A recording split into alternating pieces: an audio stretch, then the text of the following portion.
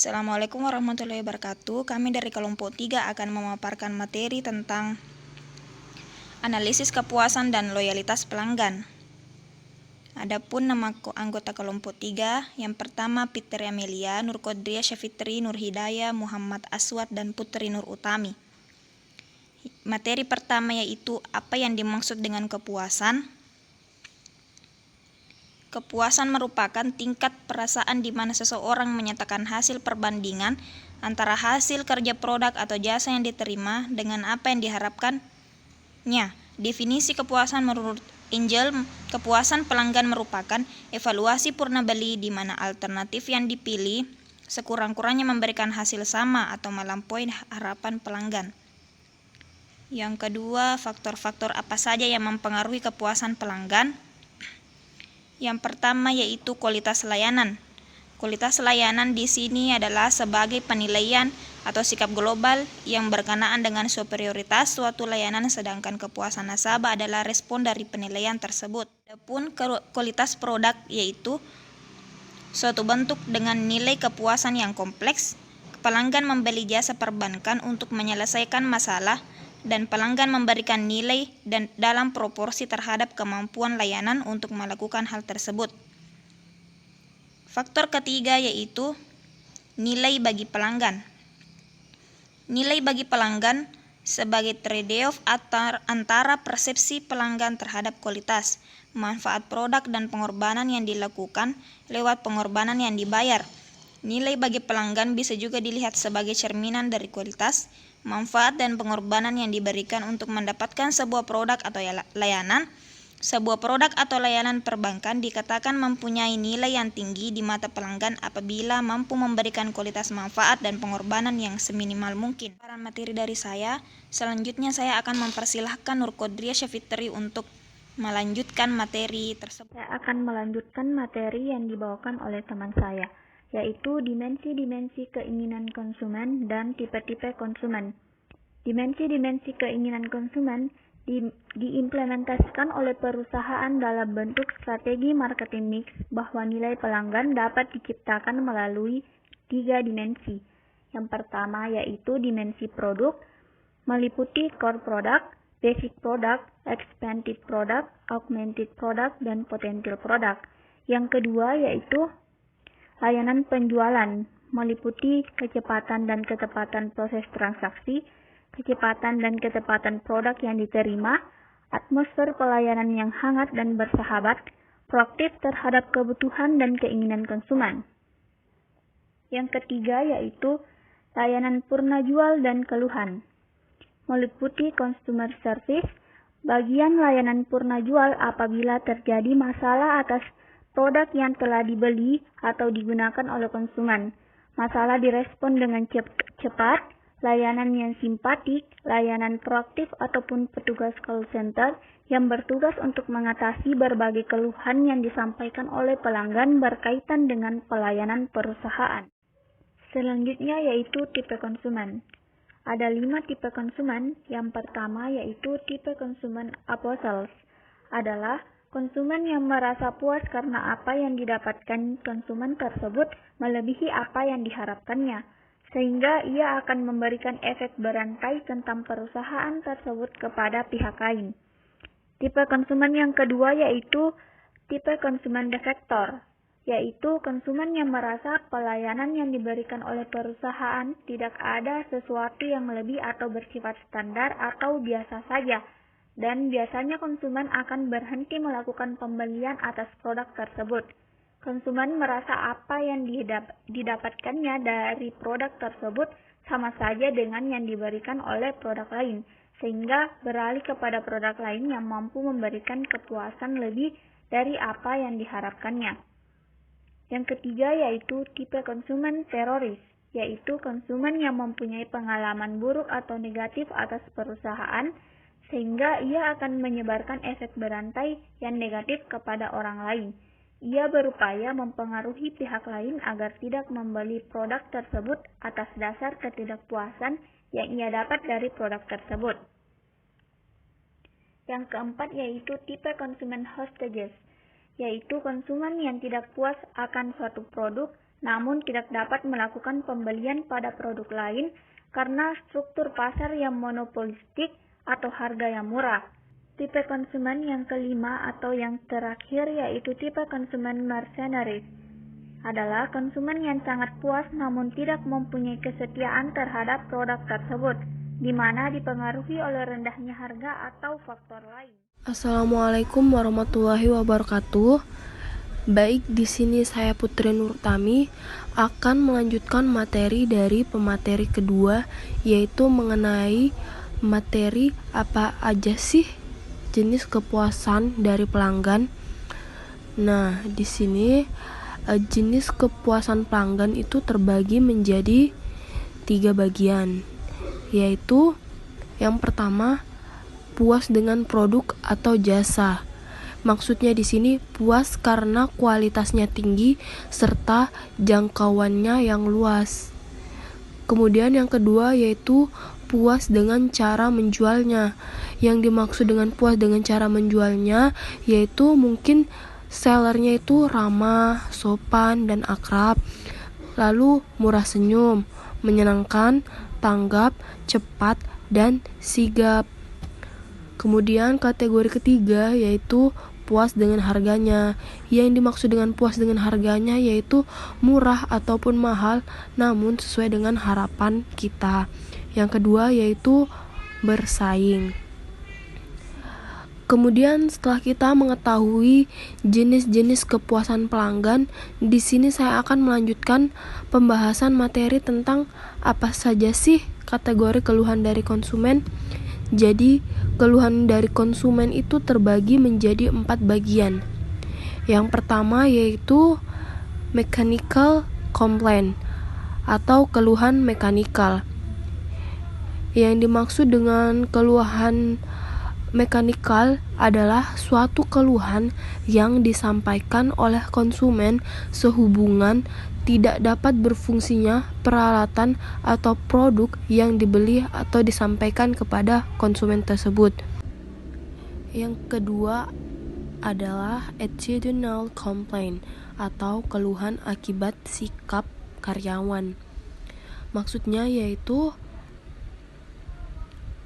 keluhan konsumen sebagai akibat sikap atau perilaku karyawan atau petugas pelayanan yang negatif pada saat melayani konsumen. Hal ini dapat dirasakan oleh konsumen melalui sikap tidak peduli dari petugas pelayanan terhadap konsumen. Yang ketiga yaitu service related complaint atau keluhan berkaitan dengan pelayanan. Maksudnya yaitu keluhan yang muncul terkait dengan pelayanan itu sendiri. Yang keempat yaitu unusual complaint atau keluhan yang aneh. Maksudnya yaitu keluhan konsumen yang bagi petugas merupakan keanehan atau tidak wajar karena tidak berhubungan dengan pelayanan atau suatu produk.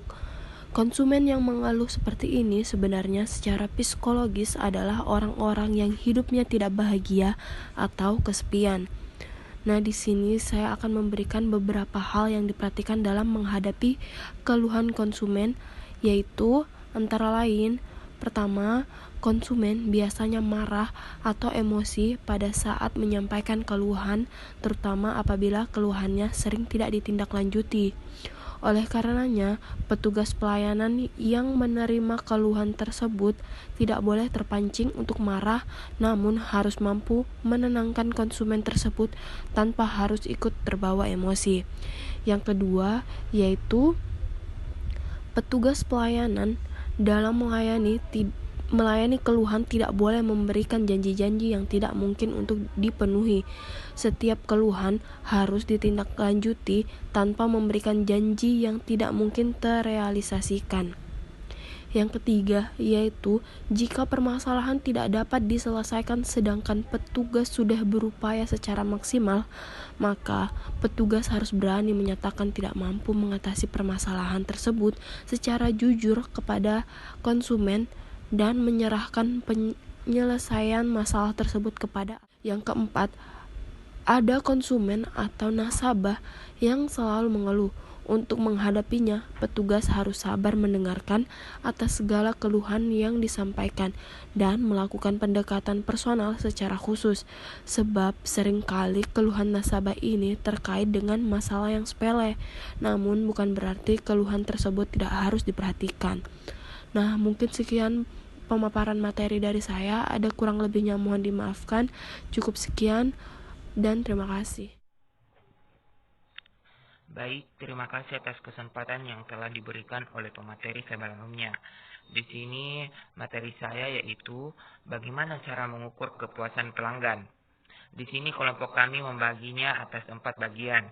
Yang pertama yaitu sistem keluhan dan saran, yang mana perusahaan meminta keluhan dan saran dari pelanggan dengan membuka kotak saran baik melalui surat, telepon bebas pulsa, customer hotline, kartu komentar, kotak saran maupun berbagai sarana keluhan lainnya. Adapun yang kedua yaitu perusahaan melakukan survei untuk mendeteksi komentar pelanggan.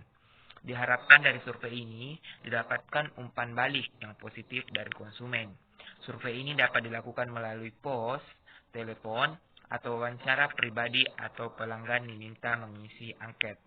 Adapun yang ketiga yaitu pembeli bayangan atau ghost shopping, di mana di sini perusahaan menempatkan orang tertentu, baik orang lain maupun dari level manajemen sendiri, sebagai pembeli ke perusahaan lain atau ke perusahaan sendiri.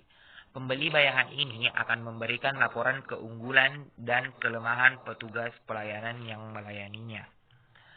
Juga dilaporkan segala sesuatu yang bermanfaat sebagai bahan pengambilan keputusan oleh manajemen. Hal ini sebagai upaya mencari solusi dari sudut pandang konsumen. Adapun yang terakhir yaitu analisa pelanggan yang lari. Di sini maksudnya pelanggan yang hilang akan dihubungi, kemudian diminta alasan untuk mengungkapkan mengapa mereka berhenti pindah ke perusahaan lain. Adakah sesuatu masalah yang terjadi yang tidak bisa diatasi atau terlambat diatasi? Selanjutnya, bagaimana sih strategi kepuasan pelanggan? Di sini kelompok kami membaginya atas 3 bagian. Yang pertama yaitu strategi pemasaran berkesinambungan, yang mana di sini maksudnya menjalin hubungan yang baik secara terus-menerus dengan nasabah, tidak hanya dengan jangka pendek, tetapi hubungan jangka panjang. Nasabah bukan hanya puas tetapi juga loyal pada bank kita.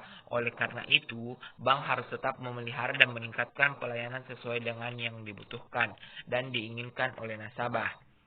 Bank harus mempunyai menjalin tali silaturahmi yang baik dengan nasabah agar nasabah merasa bank sebagai rumah kedua mereka. Hal ini akan mampu meningkatkan loyalitas nasabah kepada bank dan menimbulkan word of mouth yang positif. Selanjutnya di sini strategi pelayanan prima, yang mana di sini secara rinci strategi prima yaitu yang di antaranya ada semua transaksi yang dilayani dengan cepat dan cermat, melayani kebutuhan nasabah di luar produk yang dijual oleh bank, berlaku ramah, sopan, dan selalu membantu nasabah, selalu berusaha mengerti keinginan nasabah, dan yang terakhir selalu melayani nasabah dengan tepat waktu. Di sini adapun bagian ketiga yaitu strategi penanganan keluhan yang efisien dan efektif. Di sini keluhan nasabah dapat berupa nasabah tidak memperoleh apa yang dijanjikan oleh bank, mendapat pelayanan yang kasar, tidak diacuhkan oleh petugas bank, tidak didengar saran-sarannya, pelayanan lambat dan tidak akurat. Baik, itu saja materi dari saya. Kemudian saya serahkan kepada pemateri selanjutnya. Terima kasih. Apa sih yang dimaksud dengan loyalitas pelanggan atau customer loyalty fee? Loyalitas pelanggan merupakan dorongan perilaku untuk melakukan pembelian secara berulang-ulang dan untuk membangun kesetiaan pelanggan terhadap suatu jasa atau produk yang dihasilkan oleh suatu badan usaha. Apa aja sih pengaruh kepuasan pelanggan terhadap loyalitas pelanggan? Dalam pasar yang tingkat persaingan cukup tinggi, Perusahaan mulai bersaing untuk memberikan kepuasan kepada pelanggannya agar pelanggan mempunyai kesetiaan yang tinggi. Apabila badan usaha meningkatkan kepuasan kepada pelanggan, maka loyalitas pelanggan juga akan meningkat, begitu pula sebaliknya. Dalam hal ini, kepuasan pelanggan merupakan penyebab terjadinya loyalitas pelanggan, sehingga kepuasan pelanggan sangat mempengaruhi loyalitas pelanggan. Itulah tadi pemaparan materi dari kelompok kami.